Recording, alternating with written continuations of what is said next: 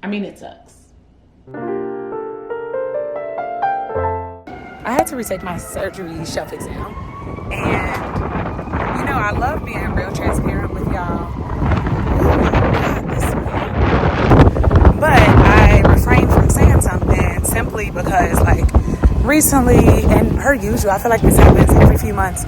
People always come on my page, on any of my social media, talking about, you not even gonna be able to be a doctor because you ain't doing well and blah, blah, blah, blah, blah, blah, blah, blah, blah. Failure makes me better. I wish I didn't have to fail, but I learned so much from all the times that I have these mishaps, and it really does show my level of resilience and my dedication and commitment to the field. But I just took the exam, and I was telling my parents beforehand, I'm hoping it's like my neuro exam, which was actually the highest I've ever scored on an exam in medical school.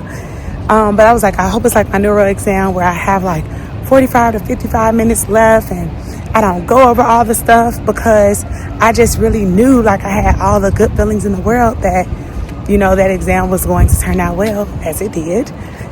And that is not what happened. I literally, I don't know what it is. At the beginning of taking an exam, I'd be so nervous and I make mistakes.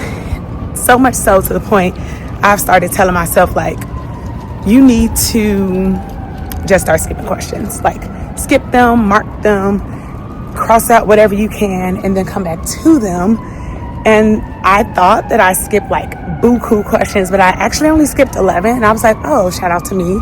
And then when it came time to reviewing the marked questions, I only have marked 14, which was better than I thought. And even when I went back over stuff, I think I literally changed one answer, and I was like, girl, don't do that, because you have a bad habit of changing stuff and your answers be fine.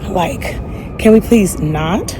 Also extremely, extremely windy. So I'm gonna do my best to get this in, because you know what the deal is. My ritual for whenever I take an exam, I'm going swimming. So the gym is right there. The pool closes in about 50 minutes. So we're gonna make this quick. All in all, I have been on step 2 dedicated, and I have been studying for step 2. And last week my percentages were pretty solid, and I was getting through questions pretty quickly. And then this week I dedicated it all to studying for surgery, and the percentages were lower and they were harder, taking me a longer time to get through them, because for some reason surgery is just really not my thing. And I don't even understand how I came in thinking I was going to be a surgeon. Not saying that just because it takes more effort and energy for me to get through the material doesn't mean that I couldn't be a surgeon, but I don't even really enjoy the material as much. There is a lot of internal medicine coupled into it, but I don't know why. It's very challenging. But I had contemplated pushing my exam back another 2 weeks, giving me more time to study. And I looked at the email last night, okay, it said I had the 28th to take it or the 14th of March. I already got 2 appointments on the 14th, but I was like, I can move that around easy peasy lemon squeezy. But I did practice exams and I passed each one. And I know last time around I did not pass them. And typically there are some repeat questions on the exams from our practice exams. I literally saw maybe 3, and those were 3 that I was kind of up in there about. So I tried to flag them and come back to them. I'll probably look at it when I go in the locker room, but I'm still not too sure I answered them correctly or not. I know one was peripheral artery or vascular disease, and another was deep vein thrombosis, and I be getting confused, what do you do for each? I feel like you do an ankle brachial index for PAD, PVD, and it's a venous Doppler ultrasound for a deep vein thrombosis. But the test was 110 questions. I can get up to 42 questions wrong and still pass. So yeah, that's praying for that. And I just really wanted to talk about quieting the outside noise. I started my channel and I said that I'm going to be authentic, relatable, and transparent. Clearly, I'm always authentically myself. I believe that I'm relatable. I try to keep it real with y'all at all times, but the transparency part, I haven't completely been transparent at times. And it's not because the people who constantly watch, like my Madeittomedicine Medicine family, that I feel like y'all gonna judge me or you gonna look down on me or think less of me. It is, I have done a bad job of quieting the noise outside. There will always be doubters. There will always be people who are gonna hate on you. There are always people who are gonna have something to say. But as long as I know that I'm doing exactly what I'm supposed to do and doing what I was called to do, then I shouldn't have to worry or wonder about how I appear or how I am portrayed or how I'm coming off to other people, as long as I'm presenting myself as me and not trying to be someone that I'm not. And that is really like me to my core, not just with medicine, like a fundamental characteristic of myself. So I'm definitely praying for the best that, I get this score back and I've passed it, because I don't pass, and that alters my 4th year schedule, because I would have to redo that entire 8 weeks of surgery, and that would suck, because I did not like surgery.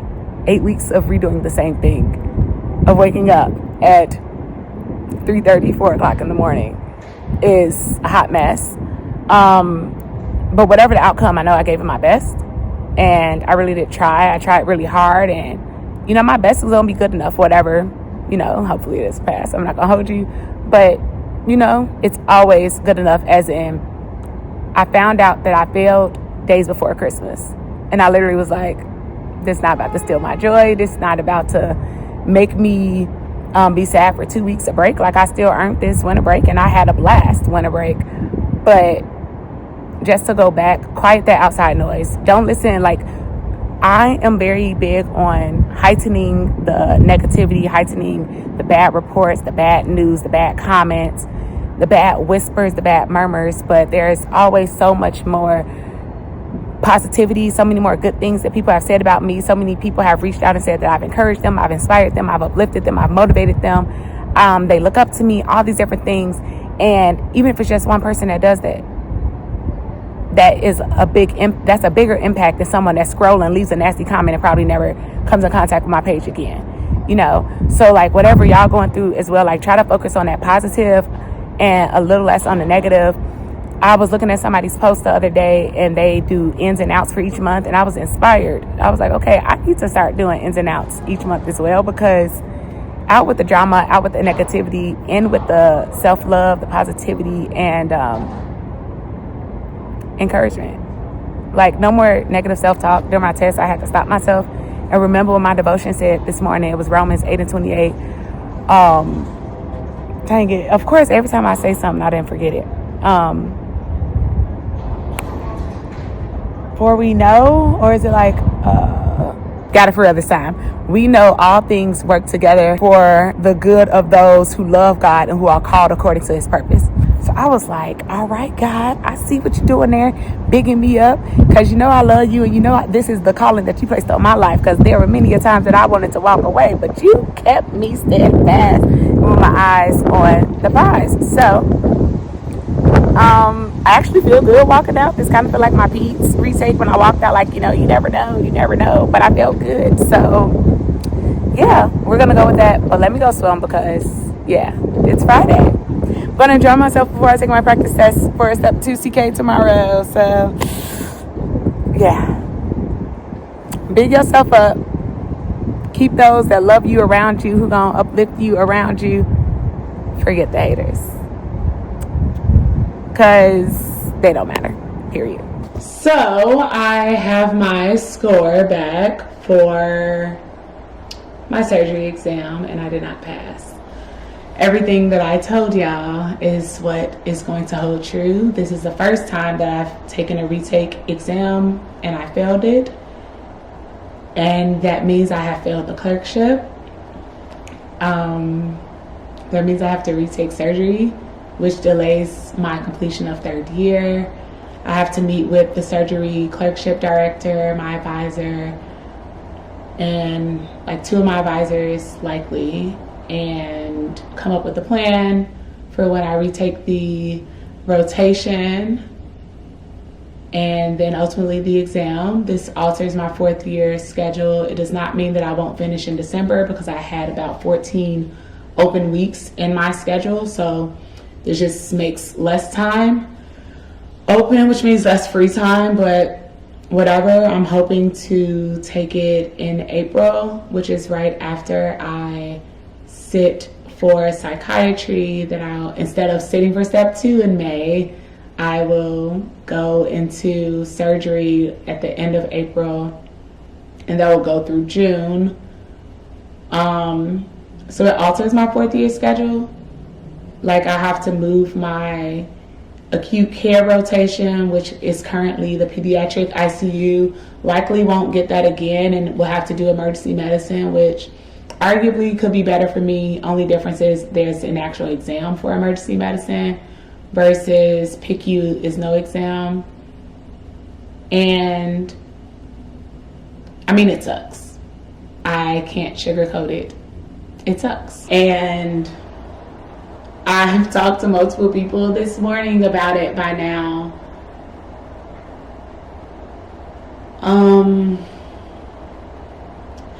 I think it's hard failing anything, right? Failing exams, step 2, clerkships, whatever. But it's a hit to my confidence because, like, I studied for my pediatric shelf exam again, and I scored higher. At that moment, that was the highest I scored on any exam in medical school. And so I'm like, okay, well, my track record shows me that if I have to retake something, I perform well. And this time around, I did 3 practice surgery exams, and I passed every single one of them. And each time I passed with a higher score. And to fail the exam and fail it worse than the first time was just kind of like, how did this happen? What do I do to improve? Where do we go from here? What's next? And there was this emotional roller coaster, and it happened very quickly, of why me?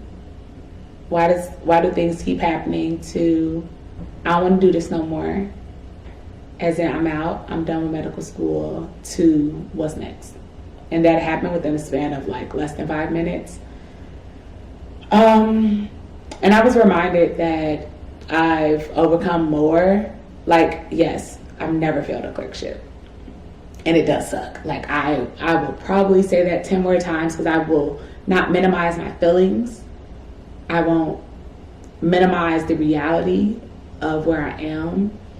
But I was quickly reminded that I've been through worse. And failing step 1 actually was a lot. And that took a much bigger toll on me, mentally, physically, emotionally, like my well-being. I was unwell.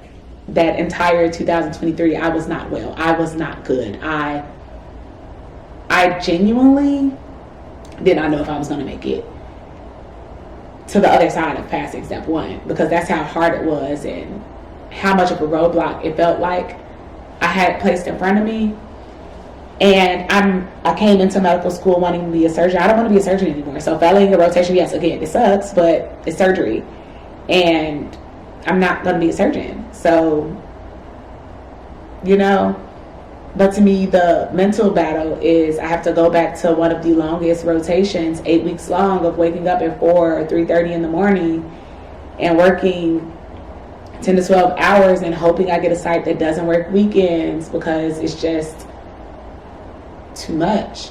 It's a lot to handle, and I didn't want to have to do it again. At this point, I've been counting down the days. I even set a goal of no more failed exams. I'm going to start this year. I'm going to do this neuro exam, pass it in one time. I'm going to do the surgery retake. I'm going to pass it. I'm going to do the psych exam.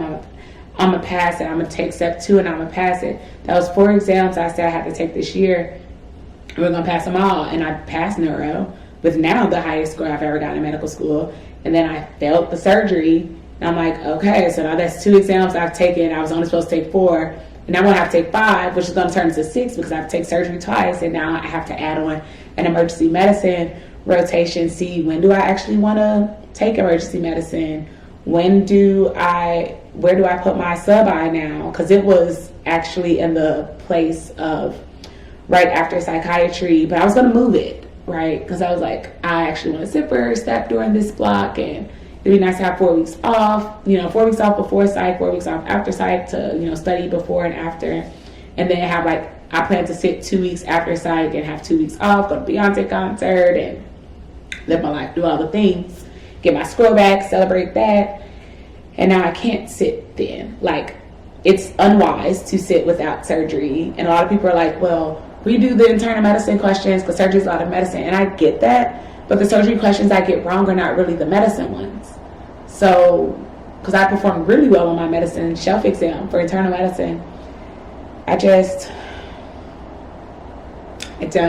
know.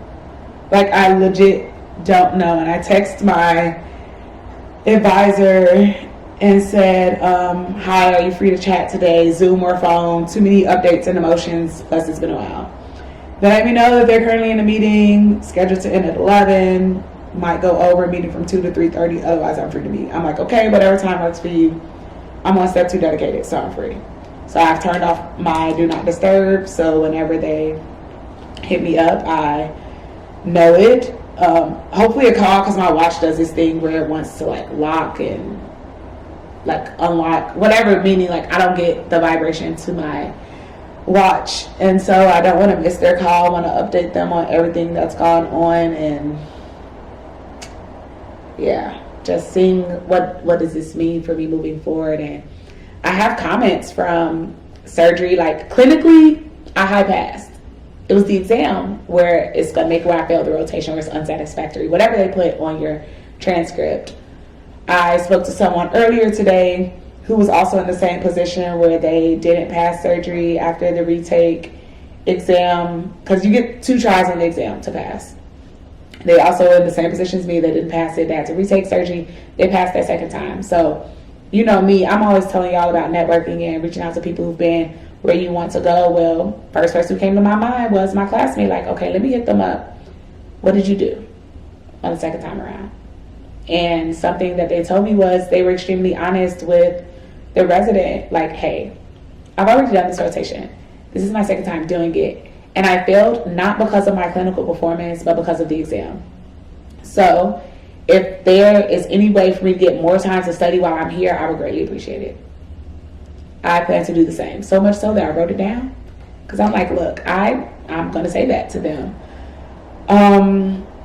So yeah, I'm hoping that when I meet with the surgery clerkship director, I can get in April to take the clerkship. I'd rather do it sooner than later, and not at the same site, because I don't want to do it where I've already done, just because I need to be around different people. Not so much of, oh, I'm embarrassed, I have to repeat this. I don't care about that. Like, it is what it is. This is my story. It does suck, but it is what it is. And even hearing that I've been through worse, that helped some. But then saying like it's just another bump in the road. I'm like, yeah, but medical school has been one bumpy road for me. Like, can I hit some cruise control? Can I be an automatic pilot? Can, you know, at some point, can it be smooth? And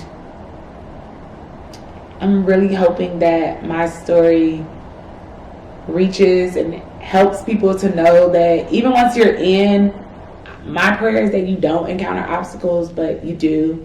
And when speaking to my classmate on, you know, should I, you know, like, how should I structure my personal statement in the fall for a residency? And they were like, look, your personal statement is where you're highlighting yourself, all your big things. And then there's another part in the application that talks about, are there any obstacles, like where you can basically discuss your resilience.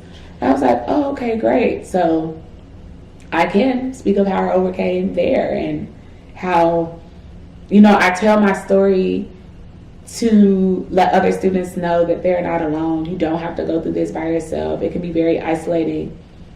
I'm very proud of myself that it was 2 people I hit up immediately once I found out that I have to repeat the clerkship, or that I thought that I might have to, then ultimately do. And when I failed step 1, I didn't tell any of my friends. I was in shock. I was so hurt. I was embarrassed. And I was in disbelief. Maybe I thought that they'd like judge me or think lesser of me. Like, I don't really think I thought that. If I said it, it was true. And I just couldn't really say it. I called my mother and we cried on the phone together. Like, I'm talking boo-hoo crying. And this time I'm just like, I want to cry. Like, I just can't. Why is all this stuff happening to me? As I'm talking to my friend. And then I talked to another friend, and it was just like, she just kept saying, I'm so sorry, sis. Like, I'm so sorry. I'm like, yeah, girl, me too. But it's okay. Like, I'll be okay. Like, I will be fine. It's not the end of the world. I'm still done in December. I know my schedule like the back of my hand, and I am a very strategic person. I had so many free weeks in my 4th year. Like, so many. Something like this happened, it doesn't alter it where it's like, dang, now I do have to stay until May of 2026. I don't. And, you know, obviously, now I have the opportunity to do the amazing. You know, I've always been this bounce back queen, like this bounce back girl. So I have the opportunity to bounce back and honor the rotation. I have that opportunity. Have the opportunity to get the Silver Scalpel Award if you score like in the highest percentile for the exam. Like, yeah, I failed it this time, but who says that I can't bounce back and be that girl the next time? Like, this really me bigging myself up and just being proof that I can do this, and it ain't that deep. Like, it's okay. It's really okay. I'll get through this, as I always do. I was on the brink of tears. I didn't quite cry. And also, like, I'm not of the notion of what is crying gonna solve. It doesn't change anything. No, it makes you feel better sometimes. It's cathartic, you know. But I just ain't really have no tears to cry right now. Because professionally, I don't think that it's gonna impact me like more than failing step 1. And I have to perform well on my, you know, step 2 exam. But, you know, meet with my advisor, see what he says and how to navigate, and we will go from there. But this is the honesty of it all. This is the ups and downs, the highs and lows, the good, the bad, the in-between of my life. I can't speak to any other medical student and what they experience and what they go through, how they navigate difficulties, and their level of resilience, dedication, determination, their drive. I can't speak to anybody else but myself. And it sucks, but it's not the end of the world, and I'll be okay. Yep. I will be okay, but I am taking the rest of the day off. I was about to finish a practice exam. I will do that tomorrow. Gonna watch some TV, just relax, maybe clean up, and yeah, do things that I have neglected, like some training for my next rotation, and just do things to help me out mentally, journal. Yeah, figure out away rotations, life moving forward. Because this is my present feeling, right? And tomorrow will be another present, and this will be the past. Like, I'm gonna feel how I feel right now, and life goes on. I'll keep navigating, and I'll keep adjusting, I'll keep growing, and we will go from here. Yeah, see y'all next time.